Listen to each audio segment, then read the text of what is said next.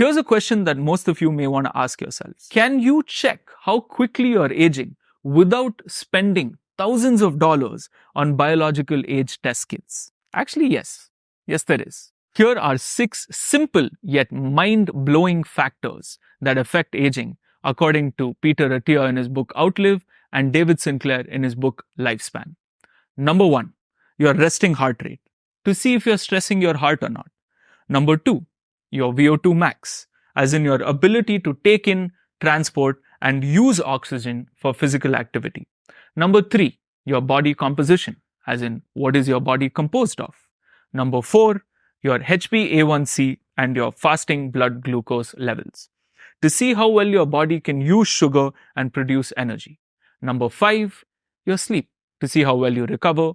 And number 6, your nutrition, as in what, when, and how you eat. We'll talk about each topic in detail as we move into the video, but we will discuss optimal sleep and nutrition in 2 separate videos just to do justice to how important this topic is. For now, here are 4 crucial factors that affect your aging according to scientists worldwide. Number 1, your resting heart rate. As the name suggests, this is your heart rate when you are at rest. You can measure this using a smartwatch. But here's something every healthy person should know. A lower resting heart rate can possibly indicate a longer lifespan. Wait, how is that possible? Well, logically speaking, the lower your resting heart rate, the less you stress your heart.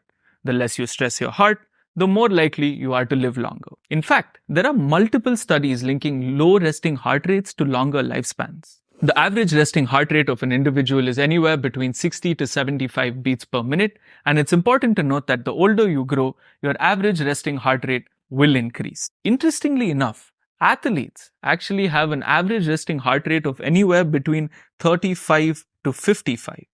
But why is that? The more you train, especially cardiovascular activities, the stronger your heart muscles become. The stronger they become, the less effort they have to do to pump blood to the rest of your body. This is an oversimplification of the process, but in short, the more you exercise and the more you recover from exercise, the lower your resting heart rate will be. And how you're going to get that lower resting heart rate brings us to point number 2, VO2 max. All biohackers and longevity experts like Peter Attia keep saying this one word, VO2 max. So VO2 max basically refers to how much oxygen your body can take in and use to produce energy. The more it can be used, the better it will be for your health. Why? The more oxygen that you use, the more power that your body has to perform athletic endeavors. So run longer, climb more stairs, and have more energy left for the rest of the day. But how do you increase your VO2 max? We've actually included that into the 15-minute longevity blueprint that we're giving away, so make sure to grab your copy. But basically, by strengthening your heart muscles and training your body to consume and utilize oxygen better, you can lower your resting heart rate. So if you want to live long and healthy, you need a lower resting heart rate and a high VO2 max.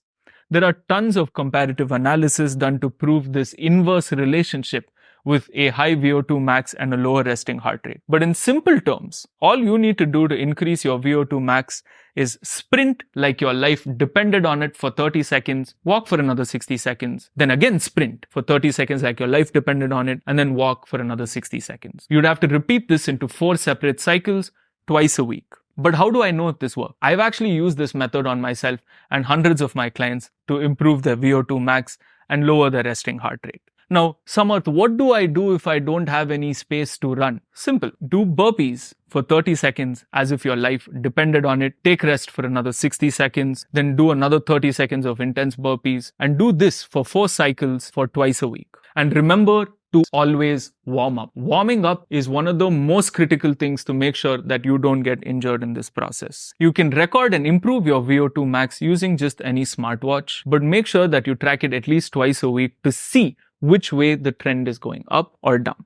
Now, are these smart watches accurate in measuring VO2 max? Not really. But what it will do is it will give you a trend of whether your VO2 max is improving or not if you take more than just a couple of readings. So VO2 max and resting heart rates are one side of the coin of longevity. The other side is body composition. This is one of the most important factors when it comes to longevity, according to Peter Attia in his book Outlive. Body composition. And I need you to listen carefully because you do not want to miss this. Body composition basically refers to what the word says. It's basically what your body is composed of. How much muscle you have, how much fat you have, how much water you're retaining, how much bone mass you have. All of this is put in under the umbrella term body composition. This is why you should never measure your weight loss in terms of kilos. When you track your weight loss in kilograms, it's hard to tell what kind of weight you're losing. Is it muscle? Is it water? Is it fat? Who knows? Most people think that the body is extremely efficient at burning fat.